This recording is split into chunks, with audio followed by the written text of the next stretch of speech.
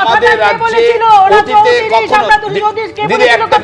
আমাদের রাজ্যে অতীতে কখনো দেখিনি যে অতীতে কখনো দেখিনি আমাদের রাজ্যের একটা নির্বাচন হচ্ছে যে নির্বাচনে সমস্ত রাজনৈতিক দল তো হারবার জন্য কেউ দাঁড়ায় না। আমি একটা বিষয়ে সম্পূর্ণ একমত দেবাশিস দাস সঙ্গে, যে যারা বঞ্চিত হয়েছেন তারা তাদের মতামত গুরুত্বপূর্ণ, যারা একেবারে সরকারি প্রকল্পে উপকৃত হয়েছেন তাদের মতামত সমান গুরুত্বপূর্ণ। আমি এইখানে রবীন্দ্রনাথ ভট্টাচার্যের কাছে আসার আগে রাহুল গান্ধী কি বলছেন একবার দেখাবো। मेरा भाई छीन लिया, मेरी लोकसभा की मेंबरशिप छीन ली, मेरे ऊपर 36 केस हैं। कभी मैं झारखंड जाता हूं, कभी महाराष्ट्र, कभी गुजरात, कभी उत्तर प्रदेश, कभी बिहार। हर 10-15 दिन में केस लड़ने कहीं ना कहीं जाना पड़ता है मुझे। मैं आपसे पूछना चाहता हूं, ममता जी पे कितने केस लगाए नरेंद्र मोदी ने? ममता जी का कितने घंटे इंटेरोगेशन हुआ? मेरा 55 घंटे 5 दिन एक के बाद एक इंटेरोगेशन हुआ ईडी से। ममता जी पर कोई आक्रमण नहीं होता, ना सीबीआई, ना ईडी, ना कुछ। क्यों? क्योंकि वो बीजेपी से सीधा नहीं लड़ती है। ये सच्चाई पूरा बंगाल जानता है। सिर्फ कांग्रेस पार्टी विचारधारा के बल पर बीजेपी से लड़ती है।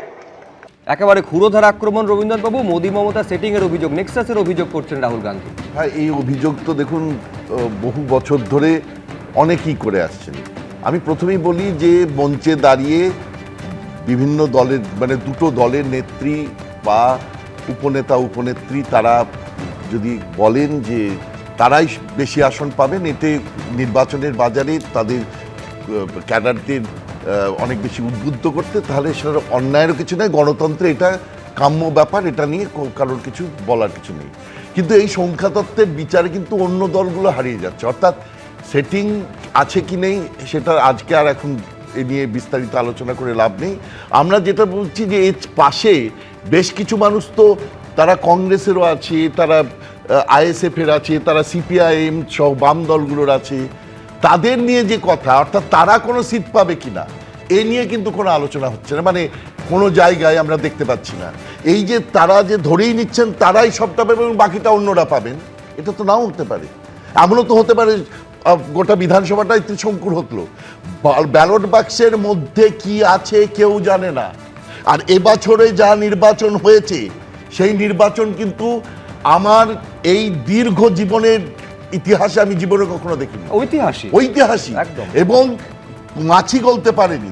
যদি ব্যালট বক্সগুলো সুরক্ষিত থাকে, ইলেকশন কমিশন যদি সেই ব্যবস্থা নেন এবং দ্বিতীয় দফার ভোট যদি যেভাবে প্রথম দফার ভোট হলো সেইভাবে 29শে মে যদি ভোটটা 29শে এপ্রিল যদি ভোটটা হয়, তাহলে আমরা পরিষ্কারভাবে বলতে পারবো জনসাধারণ যে বা নাগরিকেরা যে রায় দিয়েছেন, একটা পরিষ্কার ভোটার লিস্টের উপর দাঁড়িয়ে 27 লক্ষ লোক এখনো ট্রাইব্যুনালে যাওয়ার অপেক্ষায় আছেন, তাদের কথা আমি মেনে নিচ্ছি। কিন্তু ওই কথাটা বাদ দিয়ে এই যে নির্বাচনটা একটা পরিষ্কার নির্বাচন হচ্ছে, যে নির্বাচনে তারপরে যে আসবে তাকেই মেনে নিতে হবে যে সে সত্যিভাবে সাদা মানুষের সাদা ভোটে তারা এসেছে, এখানে কোনো কালো ভোট নেই। এবং এখানে কিন্তু কেউ জানে না এই সাদা ভোটটা কাদের পক্ষে যাবে।